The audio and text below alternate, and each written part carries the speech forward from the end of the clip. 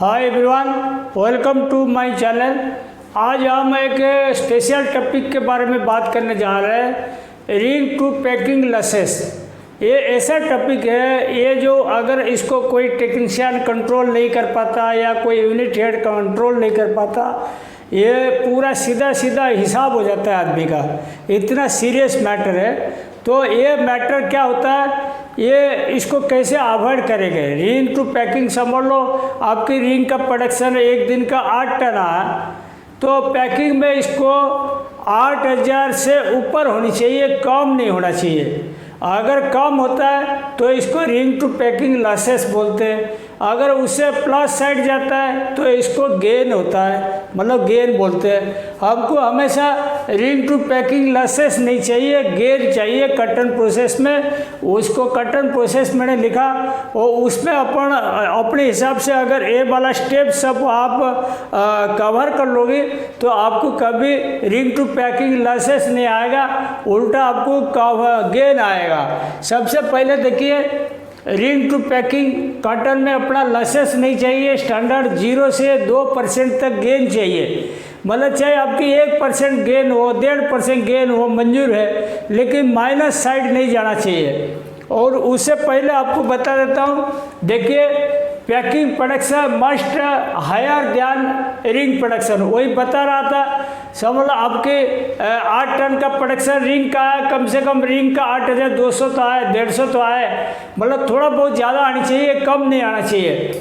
और इसके बाद देखो, कीप आइडल स्पिंडल्स 0 to 0.1%। उसमें क्या क्या मुख्य कारण है जिसके कारण रिंग टू पैकिंग अपना लसेस हो जाता है गेन की जगह। अपना जो आइडल स्पिंडल है देखो, 0 से 0.1% तक रहना चाहिए। आइडल स्पिंडल की जो मैंने एक बार एक टॉपिक बनाया था, इसको आप देखिएगा, आइडल स्पिंडल कैसे कंट्रोल करते हैं। और स्टैंडर्ड तो आइडल स्पिंडल से बढ़िया मिल में 0 से 0.1 तक है। उससे ज़्यादा रहता है तो आप कभी लॉसेस कवर नहीं कर पाओगे। उसमें जो जो स्टेप आपको अटेंड करने के चाहिए, तो आइडल स्पिंडल वाला टॉपिक मेरा देखिएगा, आपको क्लियर हो जाएगा। और उसके बाद देखो, keep and down 0.2 to 0.4% maximum. And down अपना कैसे कम रहेगा, एंड डाउन के लिए आपको सारी मेंटेन साइड से ओके होनी चाहिए, रिंग ट्रेवलर बराबर होनी चाहिए, मटेरियल बराबर होनी चाहिए, टीपीआई बराबर रहना चाहिए, ह्यूमिडिटी प्लांट बराबर होनी चाहिए। कुल मिला के सारी चीज़ बढ़िया सेटअप के दोगी, या कटन भी अच्छा होना चाहिए और सारी बढ़िया सेटअप दोगी तो 0.2 से 0.4% तक मैक्सिमम एंड डाउन होना चाहिए। एंड डाउन ज़्यादा होगा तो नेचुरली बोंडा बनेगा, निमाफिल वेस्ट बनेगा, तो इसको ज़्यादा नहीं होने देना। Check front roll dia and spindle warp dia in every shift. ये सबसे इम्पोर्टेंट चीज़ है। क्या करते देखो, जैसे कोई मतलब शाम को या नाइट में कोई शिफ्ट इंचार्ज रहा, जबर रहा, शिफ्ट इंचार्ज तो खैर पढ़ा लिखा आदमी रहता है। कभी जबर हेल्पर क्या करते, फ्रंट रोलर जो समझ लो रिम फ्रेम का फ्रंट रोलर डाया आपकी FR डाया जो है फ्रंट रोल का 27 mm का। आपको एग्जाम्पल बताता हूँ, वो क्या कर देते, 27 की जगह वो डिस्प्ले में 30 mm भर देंगे। 30 mm भर देंगे तो आपकी फर्जी हैंग आ जाएगा। मतलब जहाँ पे 12 पाई आना चाहिए 15 पाई आ जाएगा। जो 3 पाई जो फर्जी पाई दे दिया, वो प्रोडक्शन आप कैलकुलेशन हो जाएगा और अपना लसेस रह जाएगा। तो फ्रंट रोल डाया आपकी 27 mm है तो डिस्प्ले में 27 होनी चाहिए। हर शिफ्ट में इसको शिफ्ट इंचार्ज चेक करें। ऐसे ही उसका उल्टा है स्पिंडल वार्प का। स्पिंडल वार्प समझ लो आपकी 19.5 mm का। एग्जाम्पल बता रहा हूँ, अगर इसको 18.5 भर दिया तो आपकी प्रोडक्शन बढ़ जाएगा। फ्रंट रोल डाया से उल्टा है, उसका कम करेगा तो प्रोडक्शन बढ़ जाएगा। ये दोनों चीज़ हमेशा हर शिफ्ट में डिस्प्ले में चेक करना चाहिए। अगर इसको कोई लोचा लगता है तो कंसर्न जबर हेल्पर सुपरवाइजर एक्शन ले सकते हो। नहीं करोगी तो इसमें ये लोग क्या करेंगे, पाई का डर से इसको बड़ा घटा देंगे, तो आपको फिर दिक्कत सामना करनी पड़ेगी रिंग टू पैकिंग लस का। उसके बाद देखो, कंट्रोल निमाफिल वेस्ट रोलर बंडा एंड बेंडिंग टाइम मिनिमम। तो ये देखो न्यूमाफिल वेस्ट कैसे कंट्रोल करोगी। न्यूमाफिल वेस्ट कंट्रोल करने का एक तरीका बताता हूँ। हर मशीन का पास बैग रखिए, 8 घंटे का न्यूमाफिल जो हुआ इसको वजन करिए और कंप्यूटराइज लिस्ट बनाइए कारीगर के नाम पे। ये कारीगर का आज का इतना बोंडा आया, एक कारीगर का आज इतना बोंडा आया, न्यूमाफिल बोंडा इसका इतना, एक समरी बनाइए महीना भर का। जो कारीगर कल्प्रिट लगता है, बार बार बदमाशी करता है, बोंडा ज़्यादा प्रोड्यूस करता है, इसका ऊपर आप कार्रवाई कीजिए। ऐसा तो नहीं उसका महीना भर मशीन खराब चला, ऐसा तो नहीं कह सकते। तो इसीलिए न्यूमाफिल वेस्ट का पूरा कंट्रोल रखना पड़ेगा आपको।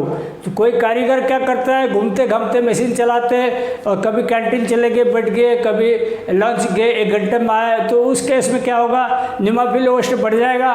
या कोई रिलीवर है, 2-3 कारीगर एक साथ छोड़ दिया, वो भी न्यूमाफिल बढ़ना बढ़ जाएगा। ये सब कंट्रोल करना जरूरी है। रोलर बंडा क्या होता है, इसे लैपिंग हुआ, टाइम पे धागा नहीं लगा तो लैपिंग हो गया, मल्टीपल ब्रेकेज हो गया, फिर रोलर बंडा वगैरह बढ़ जाएगा, वो भी वेस्टेज हो जाएगा।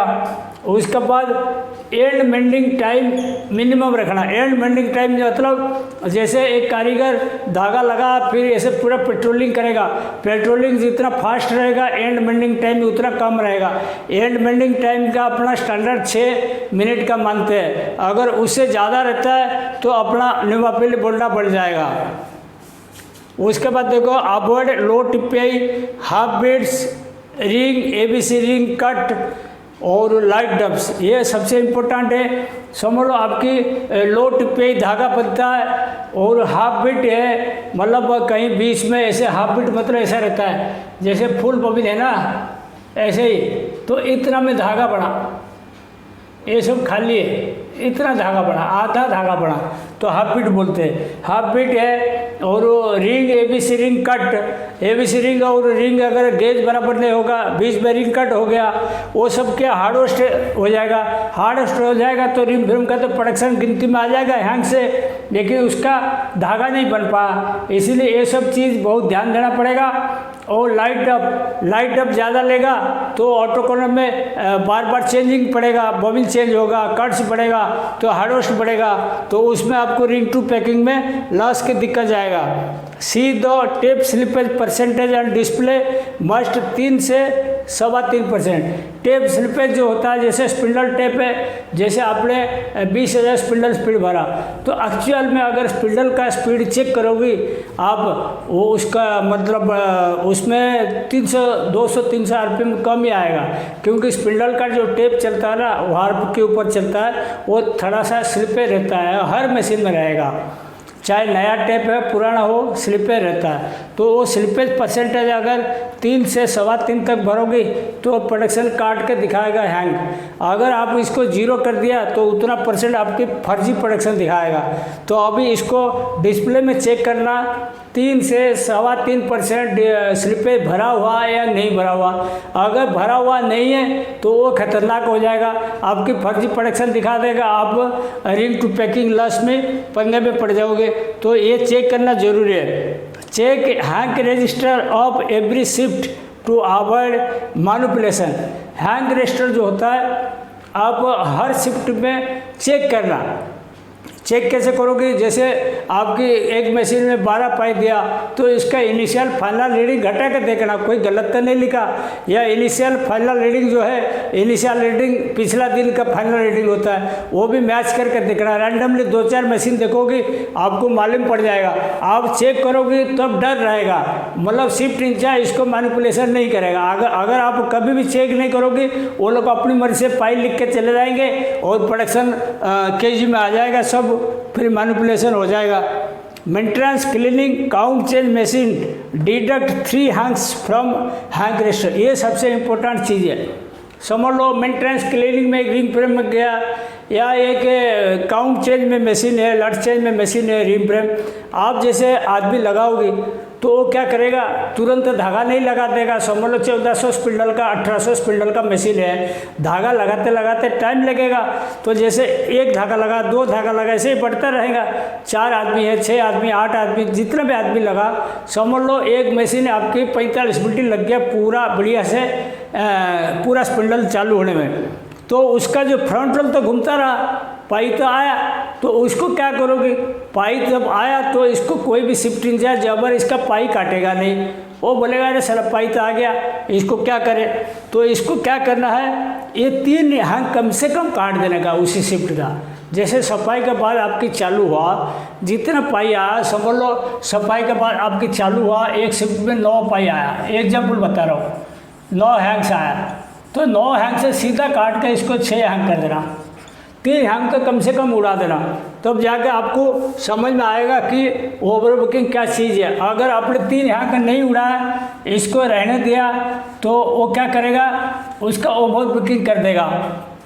और एक चीज़ भी आपको बताता हूँ, जैसे कभी कोई मशीन मेंटेनेंस क्लीनिंग में गया या लॉट चेंज क्लीनिंग में गया या काउंट चेंज करने गया, उसमें क्या होता है, कारीगर क्या करता है, मतलब हेल्पर जबर क्या करता है, वो समझ लो स्पिंडल स्पीड उसका 18,000 की स्टैंडर्ड है, वो क्या करेगा, पहले खाली चला देगा 1 घंटा, 18,000 की जगह 25,000 कर देगा, 26,000 कर देगा, वो खाली दौड़ा के इसका पाई कवर कर लेगा, पाई कवर कर लेगा, उसमें 4-5 पाई फालतू भर देगा, वो खाली चला गए। वो खाली जब चलता है बहुत बड़ा क्राइम है, इसको खाली कोई भी मशीन चलने नहीं देना। अगर ऐसे लगा जैसे आपकी 40 काउंट का 18,000 की मतलब स्पीड है, 18,000 चलना चाहिए, कभी देखना सफाई मशीन आपकी 22,000 चल रहा है, 23,000 चल रहा है, तुरंत बंद करने का। वो जबर हेल्पर हो या सुपरवाइजर जो भी है, पूरा मतलब लीगल एक्शन लेना, इसको बंद करना है ऐसे आदमी को। उसके बाद देखो मेंटेनेंस क्लीनिंग, ये हो गया मेंटेनेंस से काउंट से 3 पाई काट रहा। उसके बाद देखो during production calculation efficiency must on lower side, ये भी सबसे इम्पोर्टेंट है। जैसे प्रोडक्शन अपन कैलकुलेशन करते हैं, एग्जाम्पल बताता हूँ, हम 20 काउंट में समझ लो एफिशिएंसी रिम फ्रेम का पकड़ते हैं 89% पकड़ते हैं, एग्जाम्पल बताता हूँ, या 30 काउंट में हम 91% पकड़ते हैं, या 40 में हम 93% पकड़ते हैं, और 64 में हम 95% पकड़ते हैं। एग्जाम्पल बता, रिम फ्रेम हैंग एफिशिएंसी से अपन केजी जो निकालते हैं।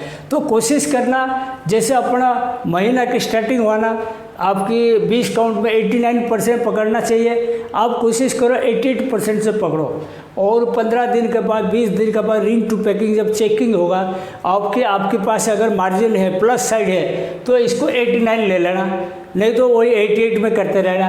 कोशिश करना इसका 1-1% आप कम साइड कैलकुलेशन करना, ताकि आपकी हाथ में कुछ प्रोडक्शन जमा रहे, मतलब लॉसेस की तरफ ना जाए।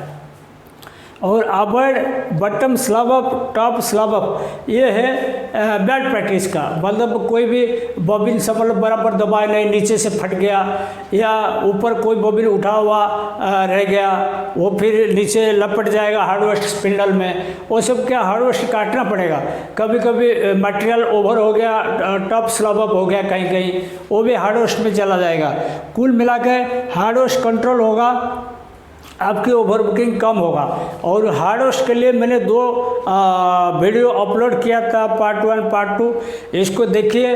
हार्डवेस्ट पूरा कैसे कंट्रोल होगा मैंने डिटेल में बताया, इसको देखोगे आपको क्लियर हो जाएगा। सर देखिए, अब रिंग टू पैकिंग लॉसेस के बारे में बात कर रहे थे, कुछ पॉइंट बता दिए। तो उसके बाद दूसरा देखो, ring frame and breakage must भी 2 से 3.5%। जो रिंग फ्रेम का जो ब्रेकेज रेट होता है बिल्कुल कम से कम रहना चाहिए, 2 से 3.5 तक रहना चाहिए, उसे ऊपर नहीं जाना चाहिए।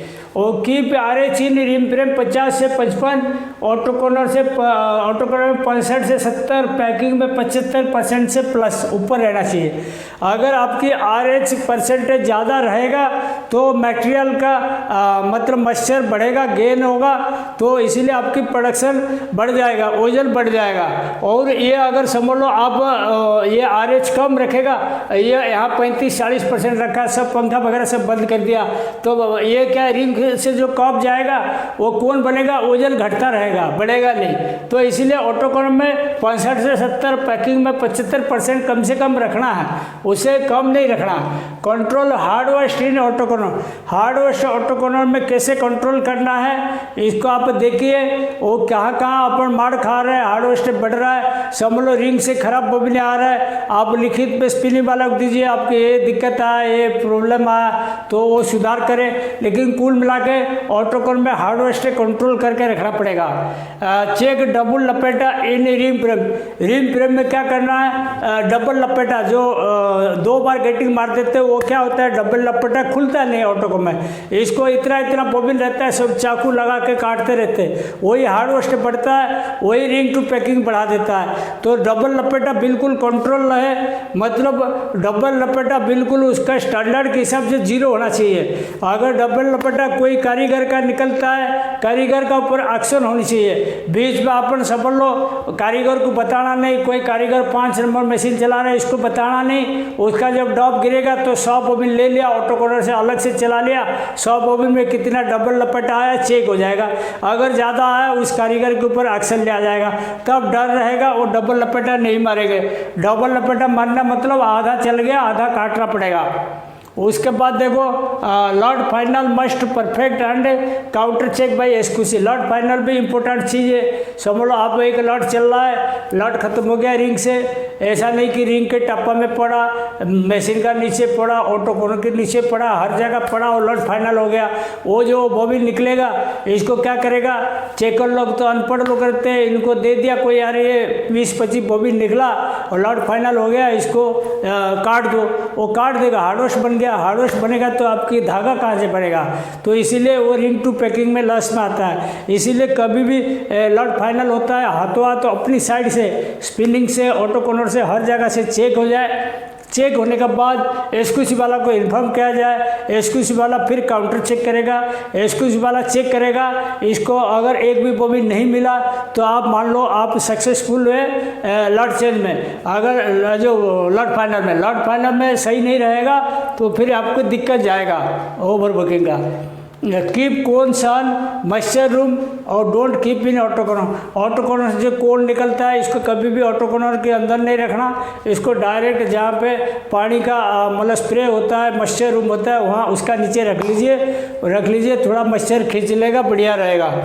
Each and every cone must past through YCP, ये सबसे इम्पोर्टेंट चीज़ है। YCP का जो अपना मंत्र है उसमें क्या मॉइस्चर बढ़ाता है। मेरे अगर टॉपिक है YCP का क्या चीज़ है इसको एक बार देख लीजिए।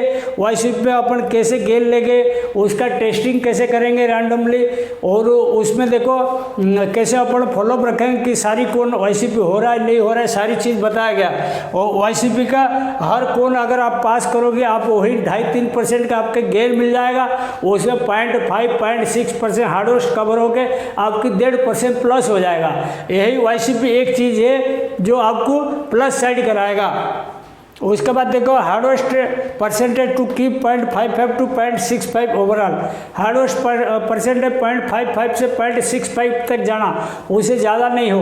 आपको कट्स लेवल ज़्यादा है तो आप स्पिनिंग वाला को डंडा मारिए क्योंकि आपकी कट्स ज़्यादा आ रहा है, उसे कवर कीजिए। लेकिन हार्डवेस्ट का परसेंटेज बढ़ने नहीं देना। हार्डवेस्ट बढ़ेगा तो कभी आप अंडर बुकिंग नहीं होगा, हमेशा ओवर बुकिंग होगा, लसेस रहेगा।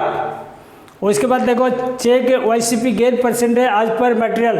देखो जैसे कटन आप चला रहे हो, आपकी YCP का गेन हो रहा है नहीं हो रहा है, आपको जैसे पहले बताया गया था 20 कोन में आप स्टिकर लगा दिया, वजन कर लिया YCP से पहले, फिर YCP के बाद फिर वही 20 कोन वजन किया, उसमें वेट का जो वेरिएशन है कम से कम 2 से 3% प्लस साइड जाना चाहिए, तब जाकर आप मानोगे कि YCP में आपकी गेन होता है। बीच बीच में YCP में गेन चेक होना चाहिए, चेक नहीं होगा आपकी लसेज बढ़ता रहेगा। उसके बाद देखो do not give material bag net weight on plus side. एक इम्पोर्टेंट चीज़ है, समझ लो आपकी किसी बैग में 60 किलो का नेट पैकिंग जाना चाहिए। आप आँख बंद करके 60 किलो 200, 60 किलो 100, 50 ऐसे नहीं पेल देने का। इसको क्या करना, जैसे 60 किलो नेट रहे या 5-10 ग्राम कम रहे, 5-10 ग्राम प्लस रहे, मतलब ओवरऑल समझ लो 20 बैग है, 20 बैग के 60 किलो के हिसाब से उतना एवरेज आ जाना चाहिए। हर बैग में प्लस साइड नहीं देने का। उसके बाद देखो हार्डवेस्ट रजिस्टर मस्ट मेंटेन, ये सबसे इम्पोर्टेंट चीज़ है। लास्ट में बोल रहा हूँ, हार्डवेयर स्टेरिस्टर जो है फिनिशिंग मैनेजर है, फिनिशिंग इंचार्ज, डेली बेसिस पे लिखना चाहिए।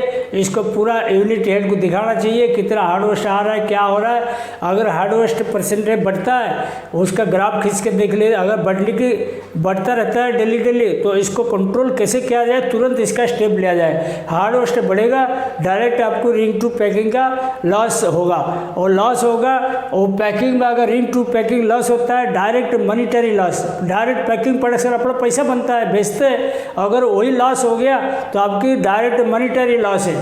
तो रिंग टू पैकिंग लॉस नहीं आना चाहिए। मेरा आज का video ring to packing loss का इतना में मैं समाप्त करता हूँ। मेरा वीडियो अगर अच्छा लगे प्लीज़ लाइक कीजिए। अगर आप टेक्सटाइल लाइन में मतलब कई दिन से हो लेकिन मेरा वीडियो अभी देख रहे हो, प्लीज़ सब्सक्राइब कीजिए। Thank you.